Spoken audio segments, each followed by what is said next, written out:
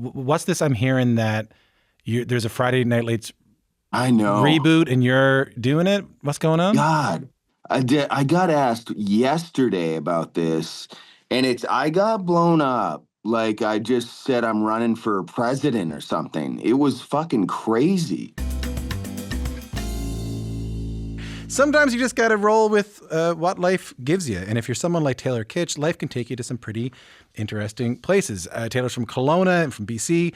Taylor did a lot of Canadian kids do. He became obsessed with hockey. When he wasn't working odd jobs like, I don't know, working in a grow op for the Hells Angels, for example, he was on the ice, and then he suffered an injury, and through the jigs and the reels, he ends up on the screen in a small town Texas football drama called Friday Night Lights, and then everything changes. And his portrayal of Tim Riggins gives him this massive fan base. And really, he could have just stayed in LA driving a, I don't know, Ferrari around with the top down or something like that. Instead, he settles in Texas and then Montana, and then finds parts that would bring greater meaning to his life and change him in some way. His latest role in American Primeval is no exception. He's re-teamed up with Peter Berg, the man who gave him his big break on that football show years ago, to tell the story of how the West was won. I'm so pleased to say that Taylor Kitsch, Canada's own Taylor Kitsch, joins us now to talk about it. How are you? Great. What a great intro. I mean, you don't need me. I mean, We're done. We're out of time, is what we're. Yeah. Thanks for having That's me, all we man. got. It's Nice to have you here. anytime too we can do something Canadian, I jump at it. So I appreciate it. I'm a fan as well. So Oh, God love you. yeah, pleasure. Montana's home now, right? Yeah. Yeah. And am I right? Like, I read this thing that I wanted to run by you, is that your house in Montana looks out on the Bridger Mountains, and Jim Bridge, it's the same Bridger that's Jim Bridger was one of the characters in this show, American Primeval. Am I right about that? Yeah. Shea Wiggum plays Jim Bridger in the show. Oh, yeah, you're on point. That's something else. Yeah, it's kind of crazy. I think, with this gig being in Montana, it really helped me. Surrounded by a lot of native communities as well. I studied a ton of Shoshone. They had rolled through there as well. So that was, it was, being out in the wild as well for me, and playing this guy. It really did help, just to try and get your mind into it, and just be alone for a while and get lost, and figure out who this Isaac guy is, and what was happening at the time. So, yeah, and then even my road trip because we shot in Santa Fe, and my road trip went through Wyoming and all these, and then I stopped at the Wind River Reservation, where the Shoshone are, and hung out with some elders there, and kind of just asked for permission to take a swing with their knowledge, and hopefully I can do it justice. And so it was an incredible experience. Now, tell me more about that, because for people who don't know, your character Isaac, raised on a Shoshone reservation.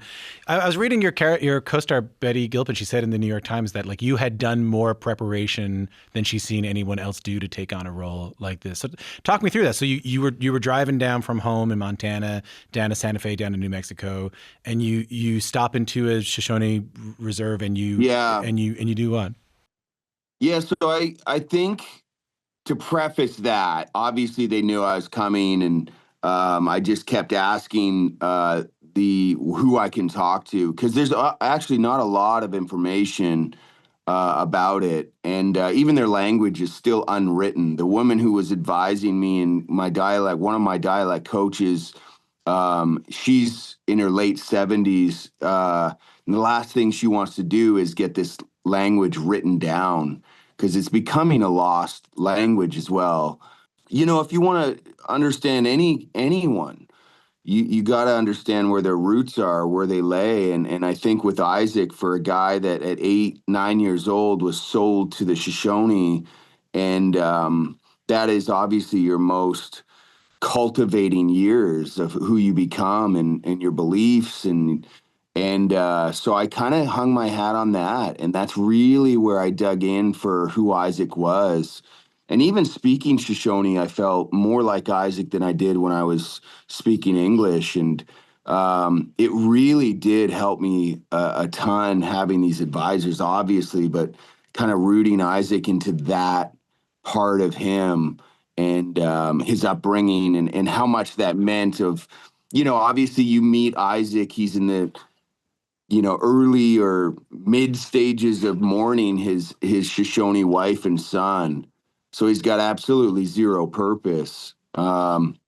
And then throughout the show, he finds it a little more and gets a chance to cross over to his family if he dies honorably.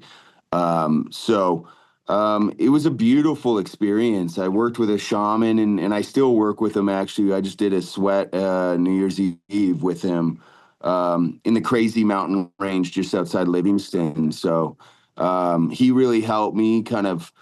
I think, I'm so lucky to do this kind of stuff where it's like if you don't take advantage of these opportunities of understanding these cultures and something that I was never privy to, that you're kind of just, what are you doing it for, So. Did you get anything out of it other than the help with acting? Like, what we're talking about are very profound spiritual things that can help you outside of your, I'm not just playing a role, like these sweats and all these things, they can have a profound effect on you. They do, yeah. I mean, I continue to do it with him. He helped me a lot. My father passed when I was shooting this, and I think he gave me an outlet and a place to put that energy to actually mourn and try and understand and move on. And it really did help me. It gave me a place to do all the above. So would you be into telling me more about that? Like I'm sorry to hear that your dad died. Your dad died.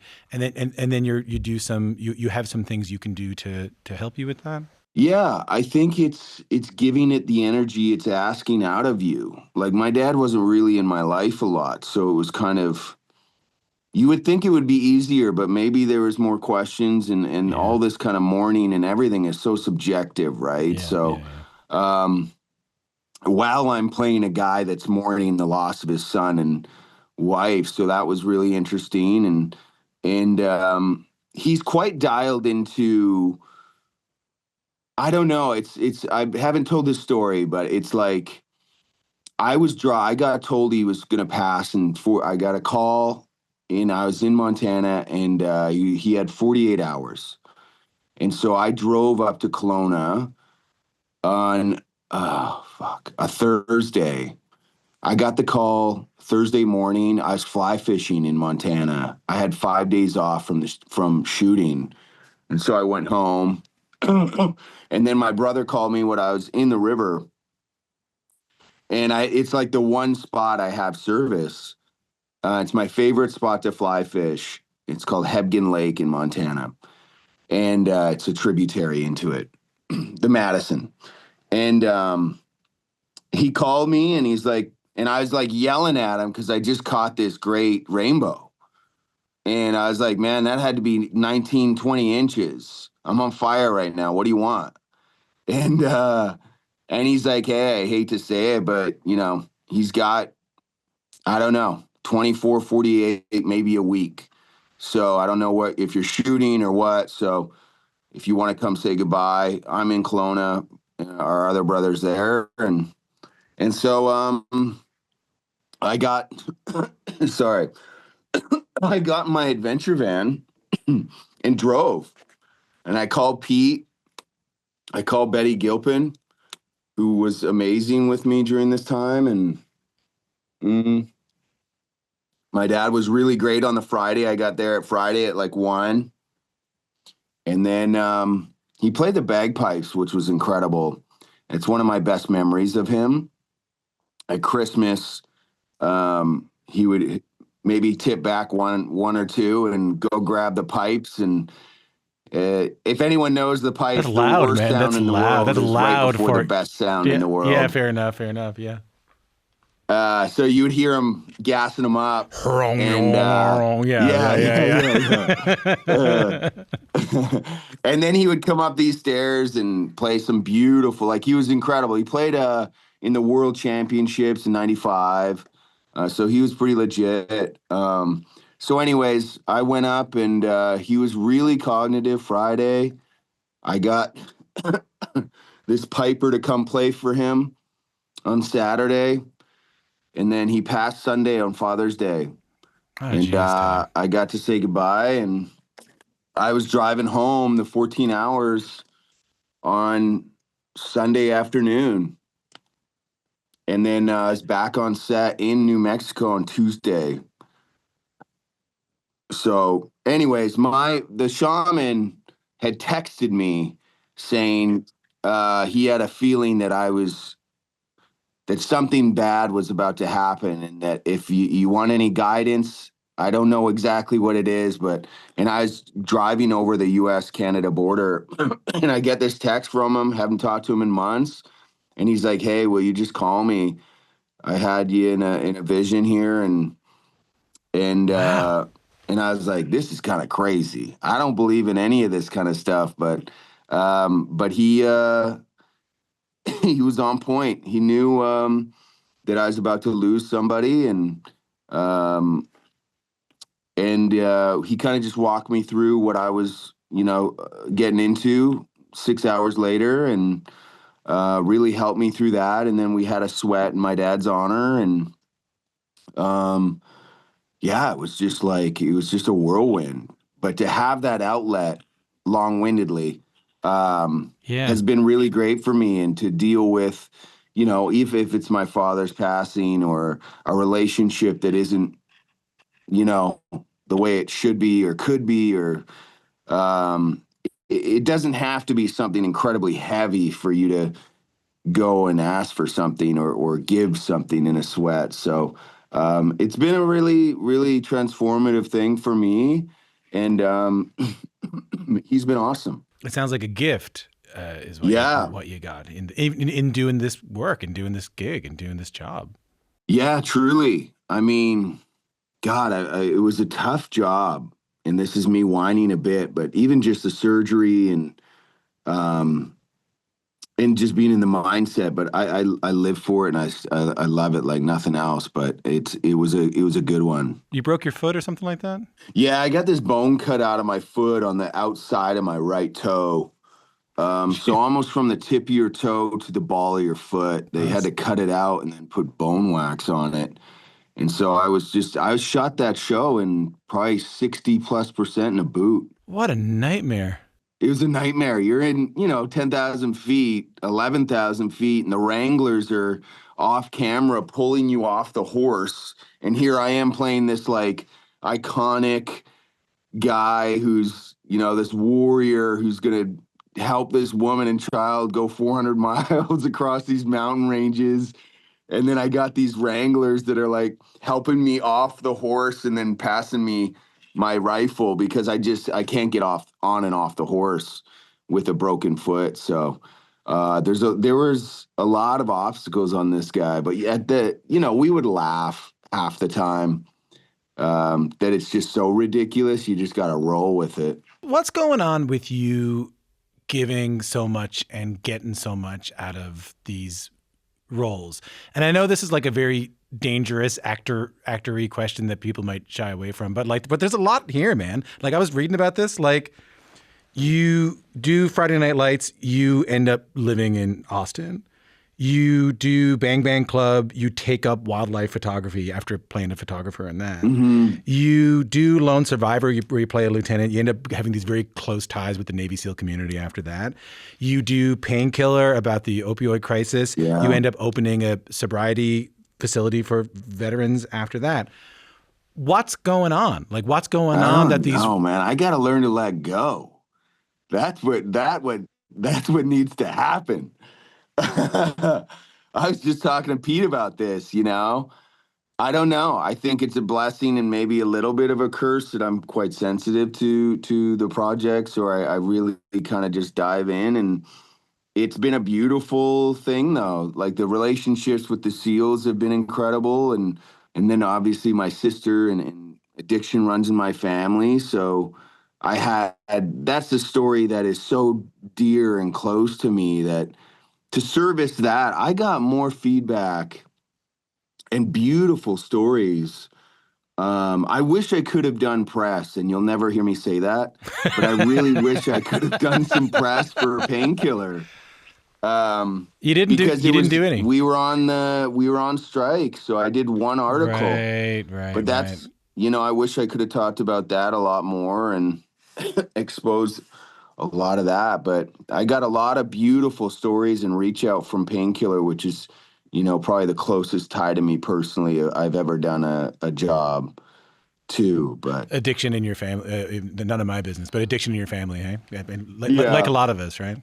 maybe that's the reach out as well. How many people just saw it and were like, okay, I've been sober 2 years, 5 years, 8 years, 10 years. And that showed me that it ain't worth going back to. Yeah. And that meant a lot to me. And to do it accurately, because it can be so silly to me sometimes, and broad stroked. And I do think anyone getting sober is the most subjective thing on the planet. How one person gets sober is not the same as another. But I mean, obviously there's parallels, but it just is very different. And I got to see it with my own eyes. Can I ask you about why you use the word service? You've used the word service a couple of times in the terms of the Yeah. roles that you take on. You're not talking about a job. You're not talking about like acting or picking up a check or pretending. You're talking about service. Honestly, I think that's what we do.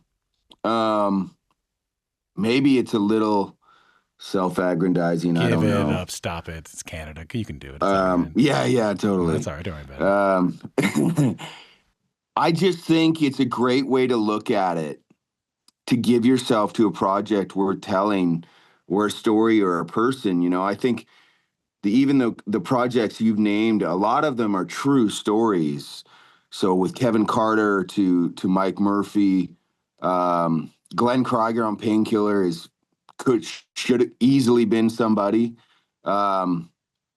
But it's those things that you're servicing something bigger than you. There's a legacy. There's something there that humbles you quite quickly. And when you meet a Dan Murphy or Marcus Luttrell or these guys, you really understand the gravity of what you're doing. And I love that challenge. Yeah. But I will say it is rare to like come out of these things with ongoing or longevity in regards to the relationships you cultivate while shooting.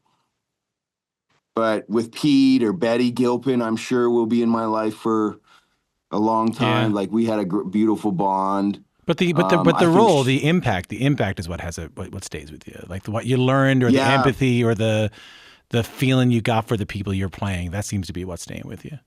yeah. I think when you go and you're talking to the Shoshone and to some of these elders, and they're on set with you, you're representing in a way. To me, you have to take that responsibility so seriously. I need to do a fucking rom-com is what I need to Come do, on, and you just need chill a out. nice Hallmark movie. Come on up to Newmarket, Yeah. and you can be the guy who's Yeah. in the town with the wood shop, and they come in and they go, "Oh, he never moved away." You can be Yeah, that guy. yeah, That's good. exactly. You won't get obsessed with that guy. I could be this hockey player that played in the minors that comes back to my small town and working at the mill, You know why? and I fall for a teacher. There you go. You know why that'd work? Because you were a hockey player who played. Mhm. How high did you how high up did you get? The O NHL for about 5, 7 years. NHL. Yeah, Fuck. NHL. I played for Detroit Red Oh Wings and my then the god. Rangers for. No, I'm just No, I know. kidding. Yeah, I wish. you and Iserman, Um, you were a team for a while there. And I yeah, remember that. he's Yeah. my idol actually. Really? Yzerman. He was my idol growing up. Did you ever- Um, but yeah, I played junior A Junior A. in the BCJ and basically every league across Canada as a suitcase. Basically, my 19-year-old year and then my 20-year-old year, and then my brother played CIAU at University of Lethbridge. I tried out there, and then honestly, I think I had to do one more college course, but it obviously didn't work out there. And then went and studied acting after. But Were you good? Were you good? Were um, you good at hockey? self-proclaimed, man, I was fucking incredible. Yeah. I was good. I still play. I wasn't an NHL first, second, third, maybe not even a fifth liner. I think I would have played, like, I got asked to kind of go play in the Central League, or I would have been like in the minors or somewhere like that. I hurt my knee pretty good in my last year eligibility. And No, so, that story gets me because can you tell it like if you want to, you hurt your knee, then you yeah. had like significant rehab to Yeah, get with the BC Lions. the football team, the BC Lions. Yeah. And then you hurt the same knee, like a freak accident, like Freak what accident. happened? I was skating away from a scrum, and their opposing team's D-man got pushed onto my knee when and I wasn't a guy to like shy away from a scrum. I was like, this ain't worth it. And it was my first game back. Yeah. What goes through your head? What goes And through then your it head? was totally Friday Night Lights in the dressing room. I wouldn't take my gear off. I was just sitting there feeling just so sorry for myself. But as you know, it's like you're a Canadian kid, and you hopefully have a chance to go play college after, and you never know, but go play in Europe or something. But that was it. Were you devastated? Were you like, Yeah. I had a plan for my life and this is no longer the... Yeah. And I had no idea you could even be an actor. I mean, I had done a little bit of extra work for the most part, but it was just, I wouldn't know where to start really. And then yeah. And then it got carried away, and here we are. Well, I mean, this is the moment where typically we would move to Friday Night Lights, but this is Canada because you get scouted, you try modeling, you act while sleeping on the subway in New York in your car in LA. You eventually book some jobs back in Canada. I have one of those, a clip of one of those early roles for you, right? No way. Tell me if you identify this. Listen to this. Oh, I will. It's a lap of luxury compared to that beach hut I'll be living in tomorrow, babe. So you're just passing through? Flying to Puna. Great surf. That's okay, right? Bon voyage. Godivas. I was wondering if you knew what it was. Do you know what is it again? Godivas, right? Godivas, yeah, 2006. Erin Carpluck, fantastic person. She's awesome. What do you remember about Godivas? I feel like Nardwar right now. So Taylor Kitsch, nervous. what do you remember about? What do you remember about? So nervous. Didn't know my way around a set really because I'd just been studying. And I remember Erin being so sweet and an incredible number one on the call sheet. Retrospectively, she was great. Just very easygoing and made you feel comfortable. But did you get this feeling of, oh, I'm said, this is where I belong, this is good, this is what I want to do? No, not yet. I love the high of it for sure, but I was just trying not to fuck up, to be honest. Right. Yeah, that was a great time though. I think it was 1 or 2 days I shot on that. Mm-hmm. Living forever on the Canadian Broadcasting Corporation right here, buddy. Yeah. And then you get cast in Friday Night Lights as Tim Riggins. How does that change your life? Oh, that was my springboard. That was, in New York, I did a lot of improv and scene study, character stuff. And, but, Pete's process in doing the improv, no marks, no rehearsal, very rarely did we use light, synthetic. So it was just this crash course of making mistakes and being like celebrated for it in a way, It was really empowering. And I think too, we had 2 great leads in Connie and Chandler. And we were all just young guns, just coming in, just swinging. And for that, I just learned so much. And obviously this hockey background was massive for me. When I improv'd an enormous amount. All the like, hey, 7, the 2-0, the no regrets, all of that is hockey talk. And I just transferred it to Riggs. The Texas Forever was Pete.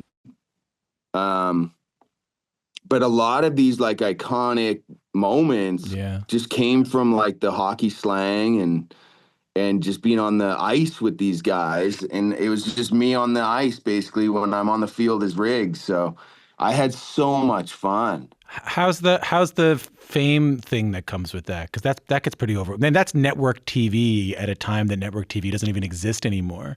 And you were an anonymous, injured hockey player whose biggest role had been Godiva's. So, like, how did you find the fame part? I think we were blessed that we didn't have like the ER numbers, the Grey's Anatomy numbers. The big show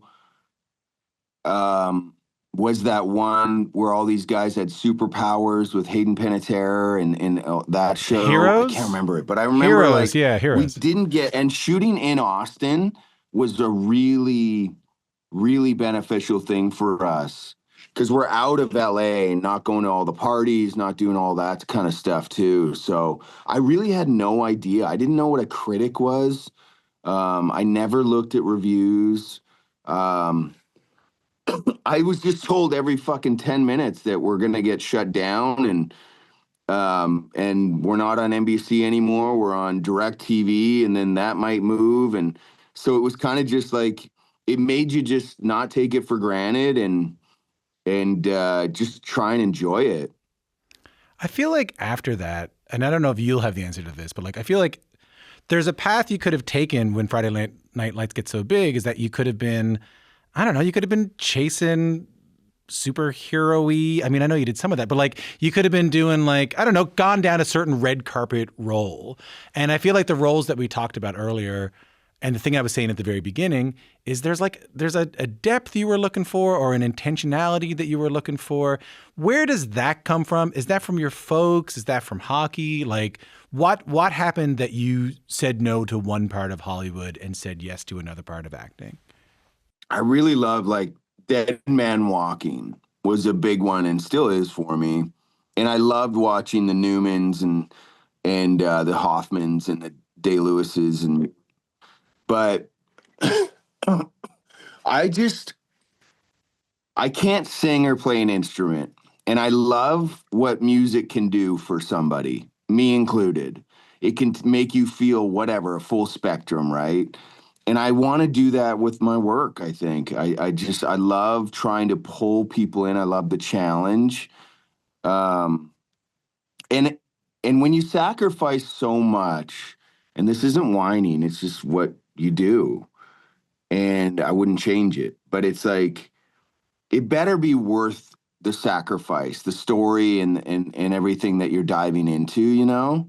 So for that, it's like, okay, this is Waco or something that scares the absolute piss out of you to do. I'm going to be a better actor for it.